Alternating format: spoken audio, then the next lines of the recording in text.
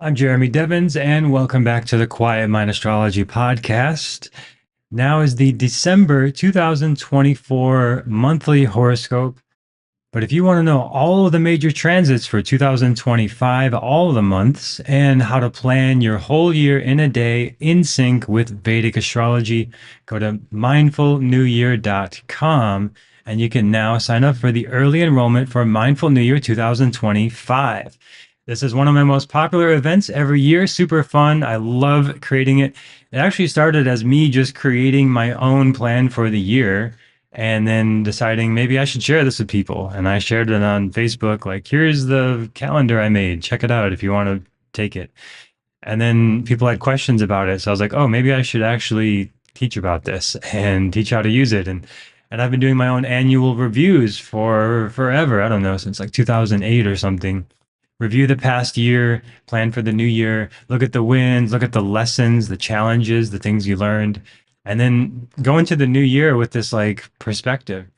I'm really big on this idea of like getting current, like especially in relationships, especially in work, to like, is there something unresolved? Is there something I didn't finish, piled up papers, discussion I need to have, conversation that hasn't been said?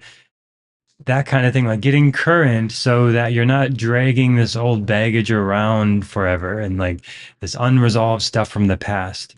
And we all have challenges. We all go through traumatic events at times in life and difficult childhoods at times. And if that stuff is not resolved, if you're not current, then you can't really go forward. You can't really grow.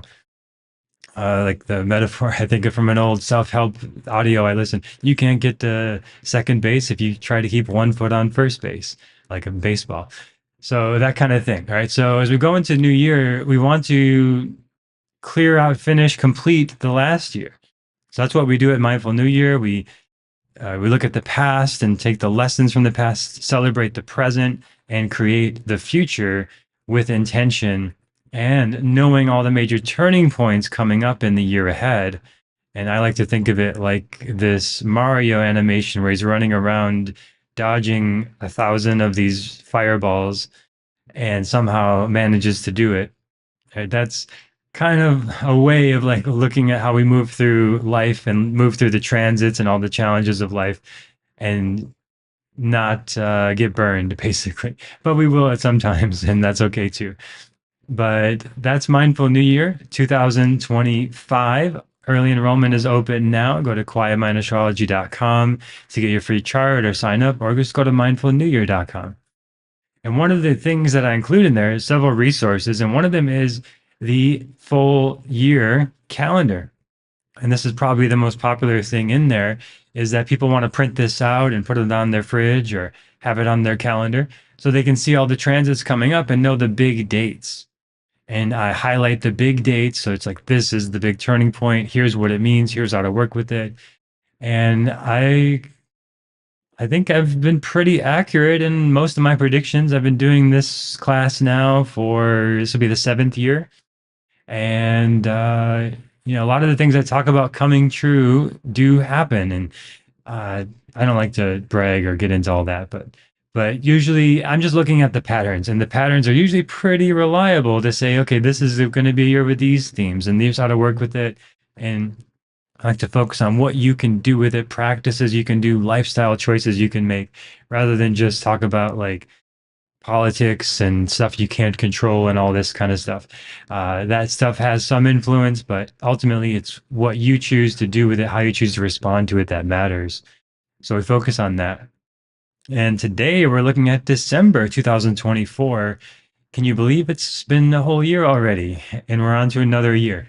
I always have this feeling of like I'm just getting started, especially with astrology. It's such a deep topic. It's like even after all these years, I still feel like it's like, oh, I'm just getting started. Like there's just so much I've just learned, and like I just want to share. And there's always this sense of this, like there's always more in my work. And I think that's what happens when you're in your dharma and your purpose. So I hope for all of you that you feel some sense of that in your life, that you're this like eagerness about what you're doing. And if you don't, get a reading with me. Look at your chart. Let's look at it. Let's figure it out. Because like Your Atmakarika will show you a lot there. Your 10th house, your D10 chart, your D9 will show you a lot of this stuff with your purpose, the dashas you're going through, the transits. I love that stuff and super important. I think it's one of the most valuable skills to know your chart and to know how to interpret it and then know how to work with the energies coming up for the future to work with it. And there's still going to be challenges. It doesn't mean like everything's just easy street and perfect and you just skyrocket to the moon, but it's this opportunity to understand the lessons in life and to learn from them and we all have challenges. I have challenges all the time. I have strengths. I have weaknesses. I have successes. I have failures. And it's not that I want the failures to just like magically go away or everything to just be easy, but I want to understand it. I want to take the lessons in. I want to learn and grow. And I think as long as we're alive, we're here to learn and grow and learn something. So let's learn something about December 2024 and what we can look at this month. So we've got several major shifts in energy happening this month. There's a lot going on. There's two new moons, there's a full moon, there's the winter solstice, Mercury's retrograde, Mars is retrograde, Mercury's going to go direct. We're going to have the last Uranus in Aries. This is the last time that happens for 84 years. That's last time Uranus will go into Aries is happening in December. Lots of big shift. The last part of Saturn's transit in Pisces is happening now until April. So we've got big shifts, but I'm just going to focus on the 10 big ones, and then we'll do weekly horoscopes for some of the more specific energies week by week. So as I mentioned before, the new moon on December 1st and Anuradha Nakshatra in Scorpio, very transformative energy, very deep. I'm recording this on December 4th, so it's already passed. And maybe you've already felt some big shifts, some new beginnings in what you really love, what you're really devoted to, what you really care about.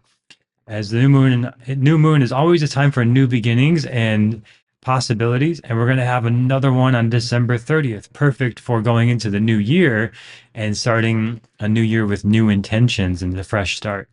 And that one on December 30th will be in Purva Ashada in Sagittarius.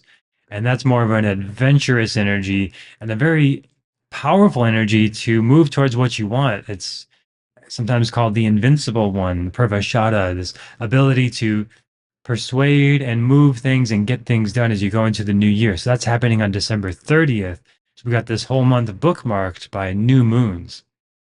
But as we go through the month of December, starting with the new moon in Anuradha, reconnect to what do you love? Listening to your heart rather than just your head.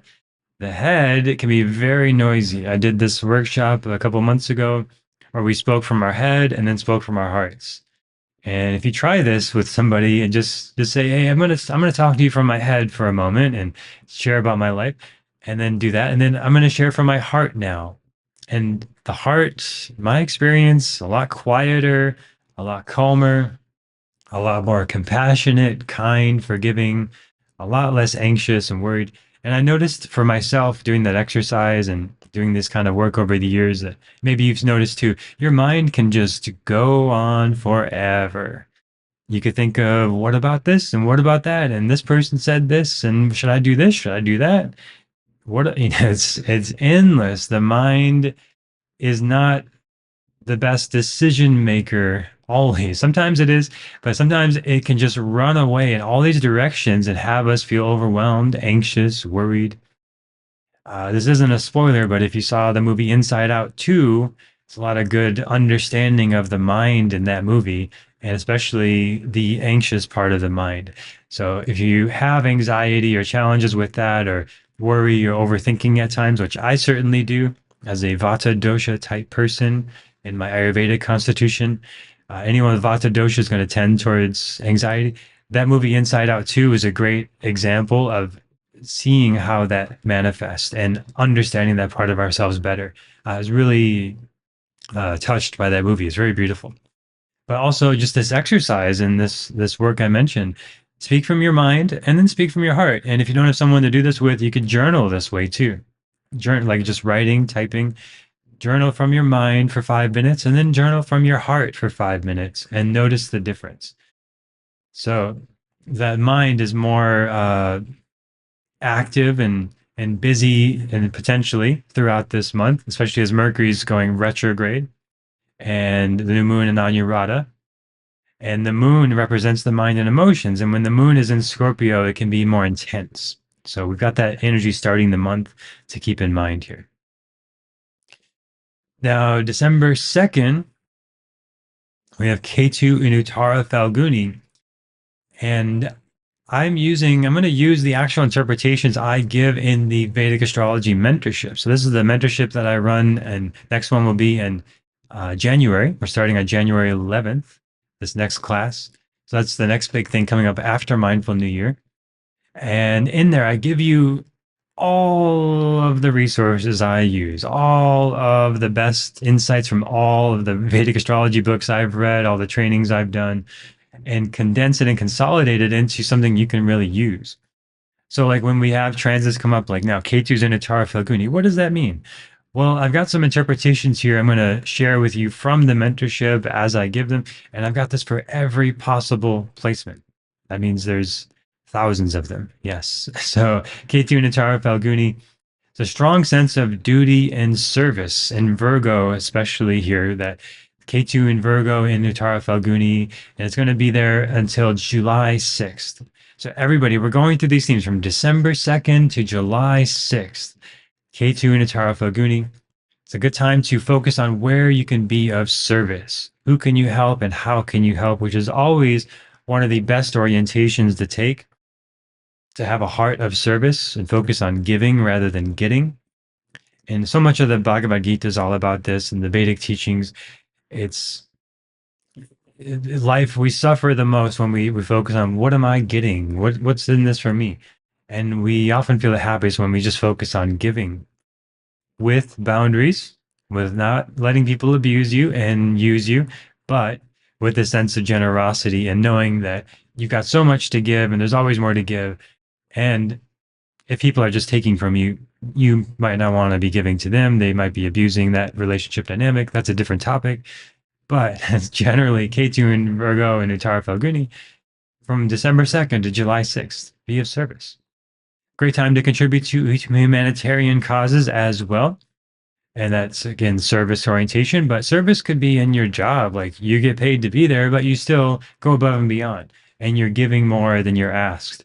And you're in a relationship and you're giving without being asked. These kind of things. Great time for selfless acts of kindness. There's an ability to detach from your personal ambitions and not focus so much on yourself. K2 is about detachment, about letting things go. There's ability for leadership and humility. Great potential for transformation here.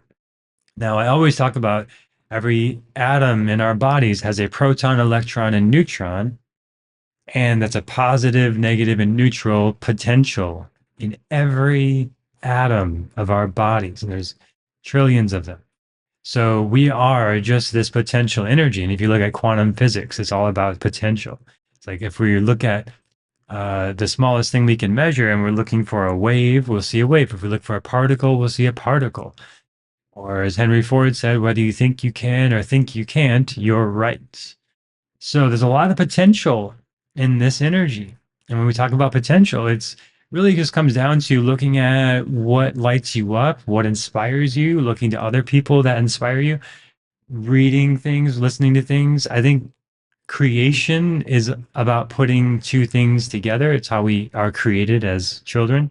So we make babies, man and woman come together, and then they make the baby, right? So if we want to create something in our lives, then we got to take different things and put them together.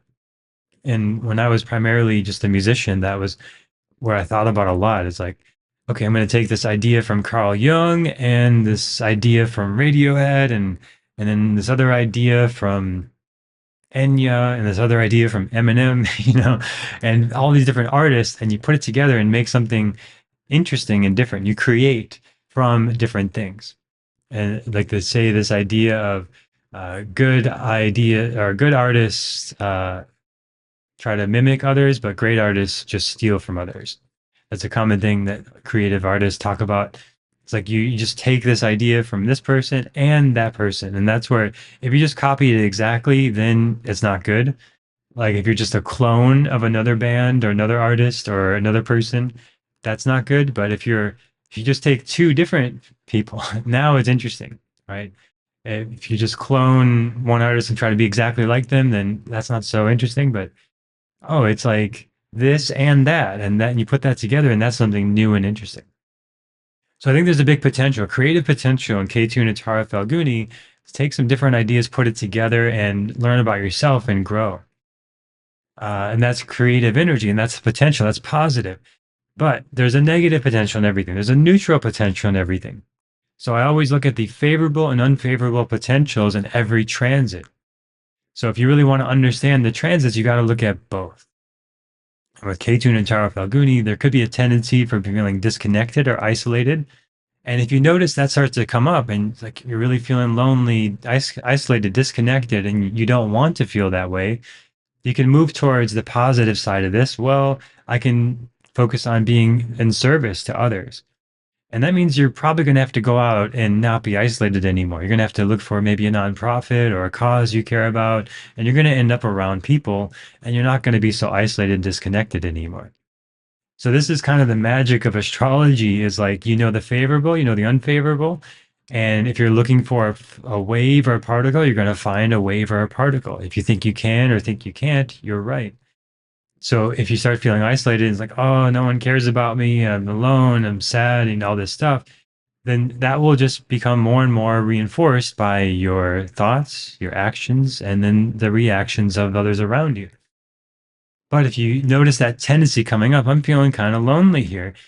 Well, what could that be attributed to? Maybe it's part of this energy, like the weather, like it's gray and cloudy and rainy and dark. I'm going to feel probably not at my most bright and sunny and cheery in those weathers and that weather. But I can do something to, okay, maybe what can I do given the external forces I can't control? What can I control?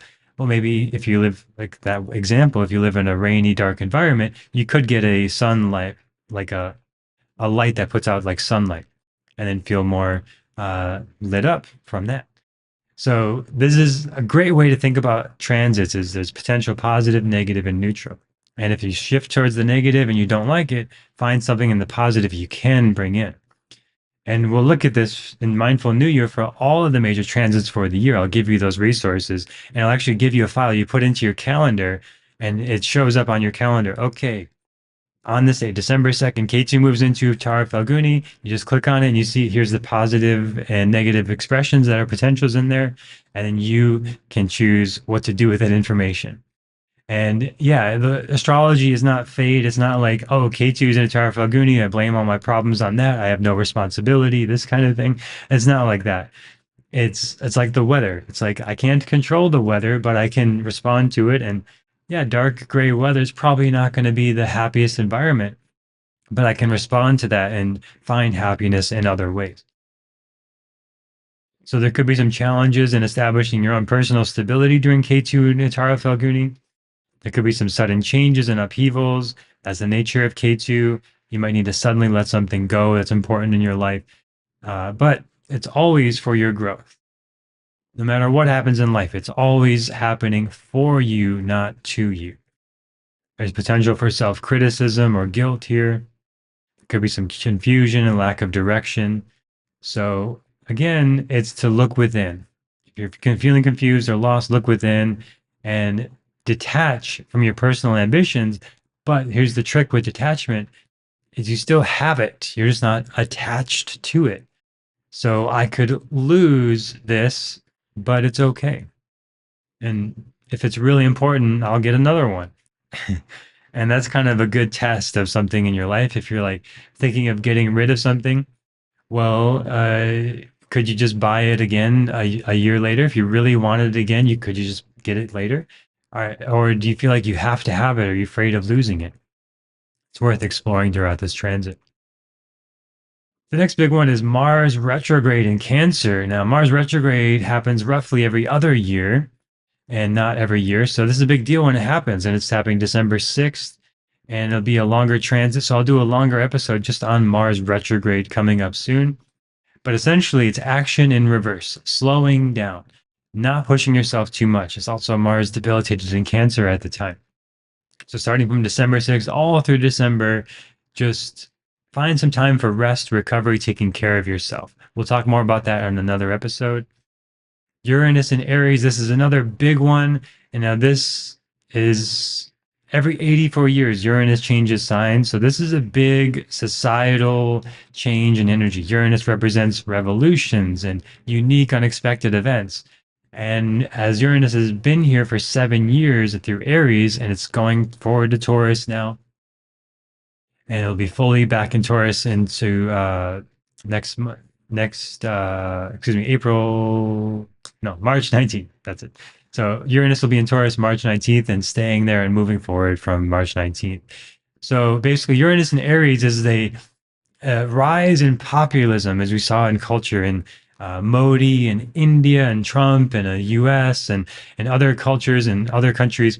This populist movement in politics. If you're not familiar with populist movements, then I recommend looking up Ryan Chapman's videos on YouTube. I think he's one of the best political commentators, the most neutral and unbiased, and just here are the facts about politics that we don't hear on the news because they're so politically motivated. But he just did the research, and I love the research. So if you want to know about more about this energy, it's really the Uranus and Aries energy. And that is like that big populist movement of more power to the people kind of energy and what do the people need and this independence and this drive for it could be self-righteous, could be arrogant kind of energy in Aries, but revolutions in this way. And when Uranus fully moves into Taurus, I'll talk about that on a full episode because that's a big deal. And that's coming up soon as well.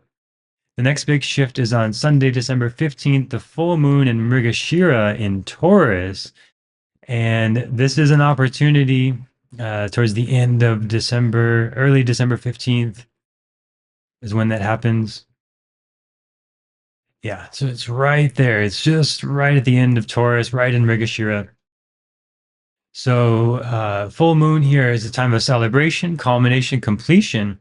And Mrigashira is this deer energy. So there's this graceful energy. December 15th is a great time for doing things that sort of celebrate and review the past month and be with people and community and things like this.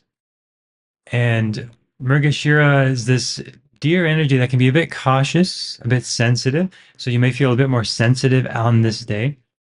And it's a good day to take care of yourself, especially with Mars retrograde and all the other stuff this month, to do something like massage, yoga class, restorative yoga, something gentle.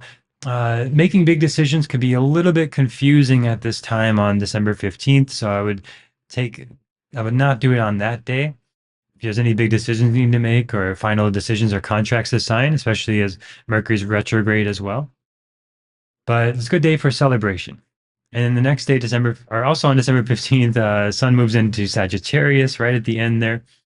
And that is an opportunity for more adventure, more fun in your life, more exploration. Sun and Sagittarius, a very fun, fiery energy to move into maybe more travel plans, especially around holidays. This is common.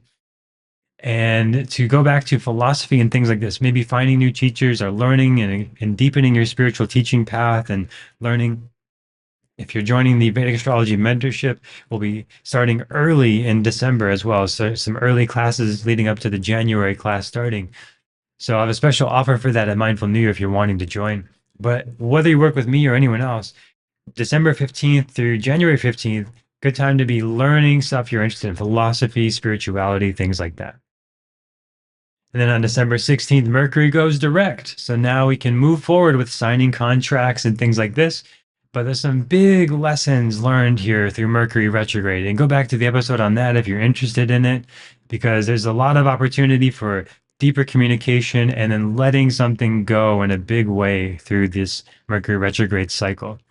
But as Mercury goes direct now from December 16th, now you're safe to start new things, sign new contracts, begin new things, new projects until the next Mercury retrograde in 2025. Then on December 21st, the winter solstice here in the northern hemisphere. It's the longest night in the northern hemisphere, the longest day in the southern hemisphere for you in Australia and South America and such, but South Africa.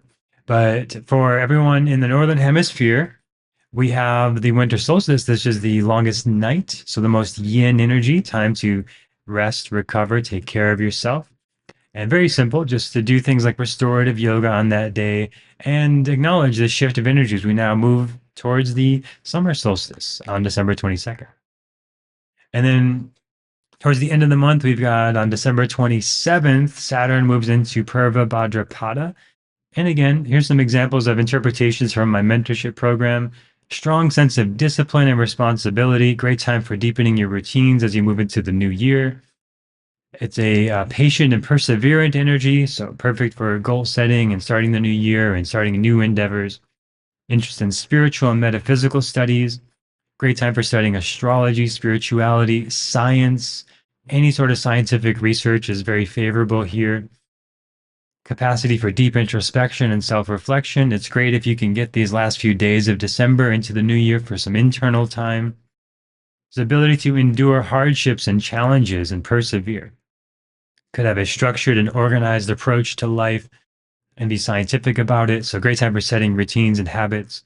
Could be some pessimism or negativity throughout this cycle. This is all until April 27th. So it's a long cycle, December 27th to April 27th. These are the themes. Could be overly critical or rigid. Could be difficulty in expressing your emotions openly. Struggles with self-imposed limitations. So you set up these routines and they could start to feel heavy on you. So it helps to make sure that your routines are not too rigid, not too controlling, not too critical of yourself. Possible fear of failure or taking risks. Failure is inevitable. We're all going to fail. We're all going to make mistakes.